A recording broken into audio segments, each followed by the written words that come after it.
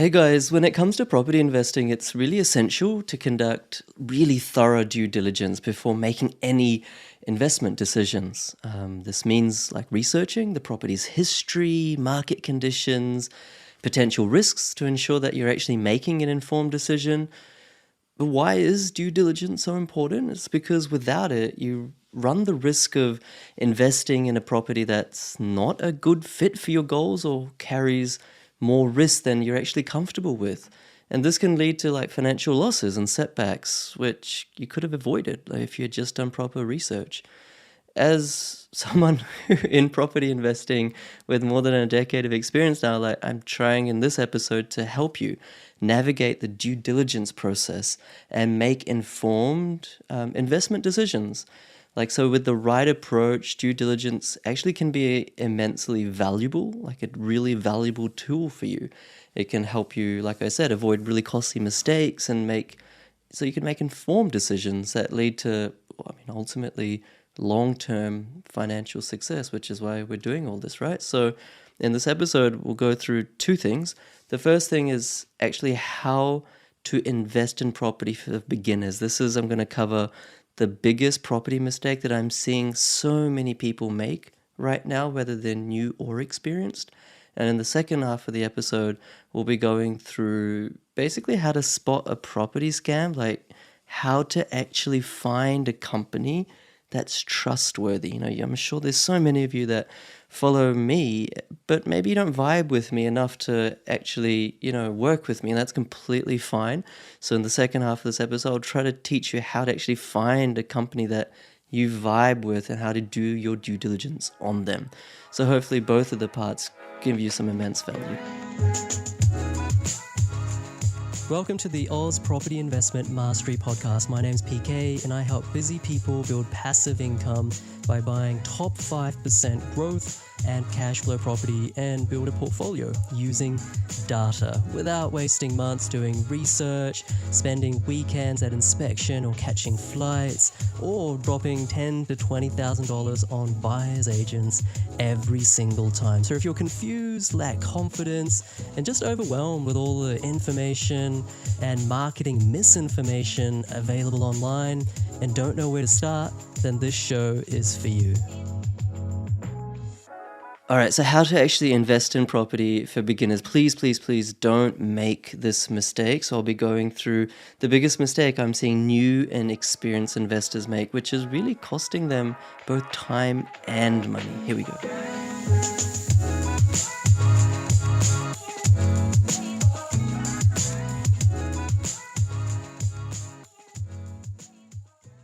Almost 10 out of 10 investors that I'm talking to these days, or whenever, they're still making this mistake of thinking that the property that they select does the hard work.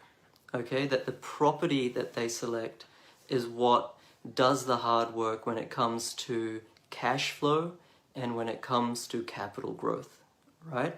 And what people are still doing is they're saying that I want to become a property investor, or I want to buy my second property or my third property. Okay, I already know the 3 suburbs that are next door to my suburb, and I'm going to go on Domain, I'm going to go on realestate.com, and I'm just going to understand this suburb. I'm going to follow it for 6 months, I'm going to follow it for 9 months, and after that time I'll get a sense of what the suburb is all about, and then I can find a really good deal or otherwise. That's not how it works, guys. That's really not how it works. And the reason is because the suburb does the heavy lifting, not the property. Okay, the suburb in a buy and hold strategy does the heavy lifting. So yes, you can find the 3 suburbs that are close to you, and yes, you can research them till the cows come home. And yes, by the end of a year, you'll probably know every single house that's in that suburb or those suburbs. But that's not the best way to go about investing, because those suburbs may not be the best ones to invest in. In fact, it's very, very unlikely that your backyard has the best suburb for you to invest in. Okay, so I'm sounding a bit like a broken record, but please, please, please when you think about, look, I want to start my property journey, I want to start my investing journey, don't just default to those areas that you already know. Most of the heavy lifting when it comes to capital growth and most of your wealth in property is dictated or created by the suburb that you pick, okay? And there's 15,000 suburbs in Australia.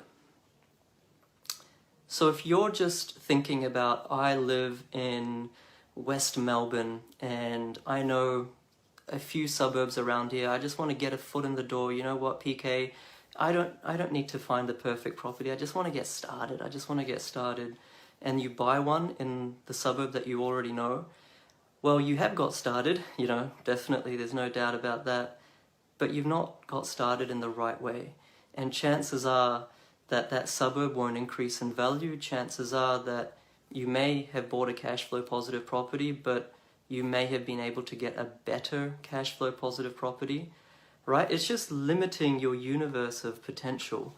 What you really need to do is even just ignore domain, just ignore realestate.com.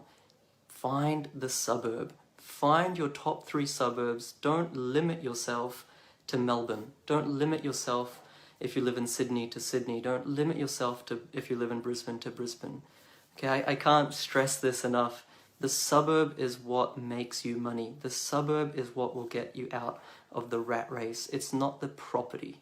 Okay, so property investing in one sense, in a buy and hold strategy, can actually be better termed as suburb investing. All right, so not property investing, but suburb investing. And I'm just seeing so many people on the calls that I'm having, they're saying, oh yeah, look, I'm doing research, want to get into the market, I'm doing research. Then I ask, well, what are you doing? What's the kind of research that you're doing? Oh, you know, just going on different Facebook groups, listening to different podcasts, soaking knowledge, just going on realestate.com, getting a sense of what the prices are.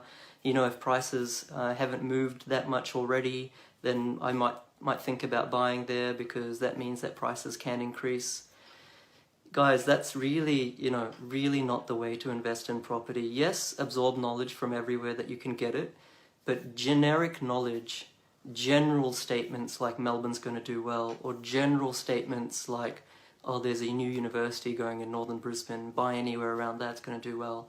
Those general statements are not going to make you an advanced property investor. Those general statements are the reason that more than 70-80% of property investors are stuck at one property, because they don't get to the second one because they haven't created equity, they haven't created cash flow. Okay, so there's nothing wrong with being a sponge and going on different forums. Property Chat's a great one, different podcasts, groups like, you know, this one as well. But at the end of the day, those generic statements don't help. You can have 10 suburbs close to each other and 8 of them might not do very well at all, and 2 of them might do incredibly well over the next, let's say, 5 years. You're trying to find those 2, okay? On the macro scale, you're trying to go from 15,000 suburbs to your top 2 or 3. That's suburb investing, that's property investing, and that's what will really get you out of the rat race.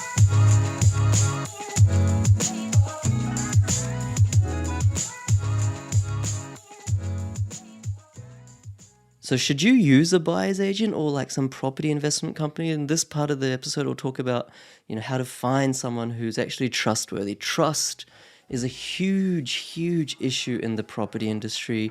Here's how to actually find someone that will sincerely help you. Here we go.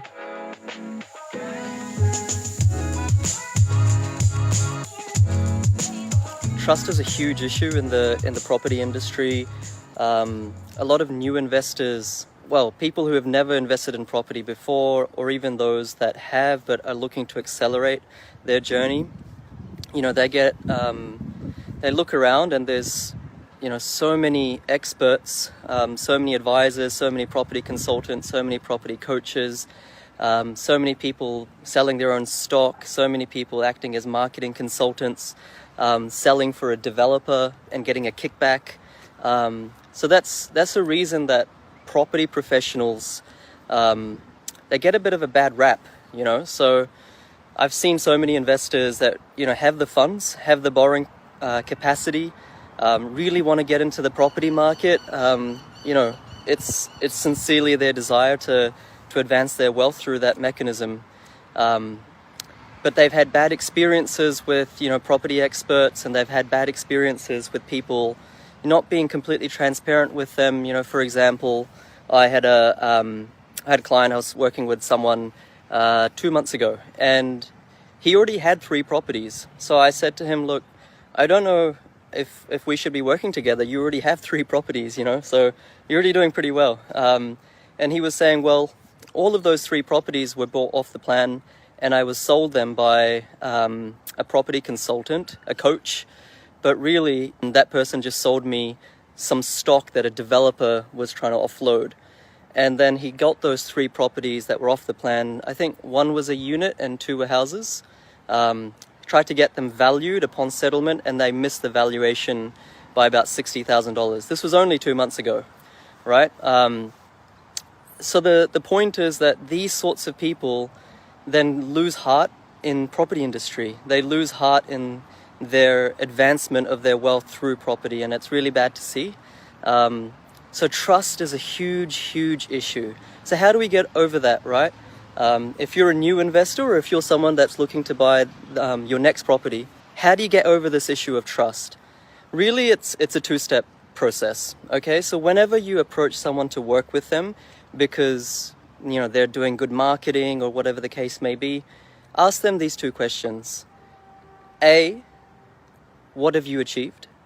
Right? If they've actually achieved something in property, not by marketing their property business, but by actually achieving something in property themselves, then that's the hallmark of success. So ask them, very simple question, what's your net equity in your portfolio, and or what passive income are you generating in your portfolio?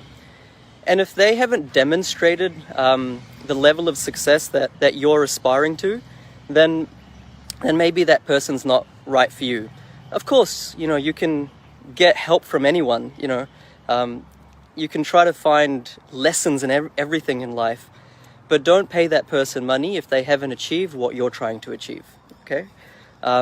And the second question, or the second way to understand whether you can trust someone truly is just to ask them a whole bunch of questions. Really, that's all it comes down to, and ascertain their sophistication in their answers, right? So if you're asking them, how do I build a portfolio? And all they are saying is, well, you buy one property and you wait for it to go up, and then you buy another property and you wait for it to go up, then that level of sophistication probably signals that they're not entirely expert at what they do, right? So don't be paralyzed by this fear that people are going to take advantage of you.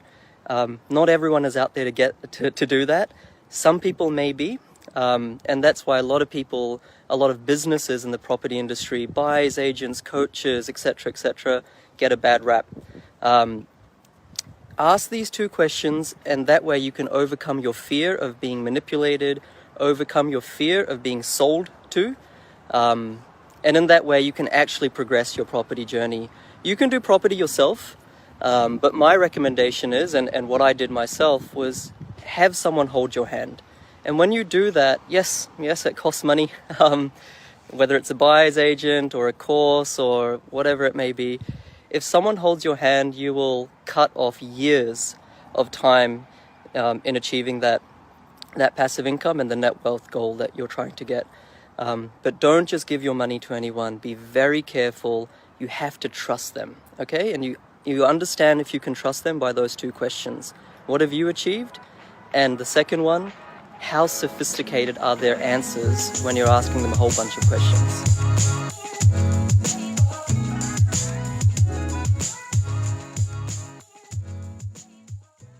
So hopefully, guys, you got a ton of value, and thank you so much for leaving your reviews on iTunes and Spotify. I really deeply appreciate it. Here's one I got recently from Venu saying, I've been following PK for a while now and find his content very informative and valuable. In my case, it did change my outlook in investing in property. Highly recommended for people who are looking for investing in property.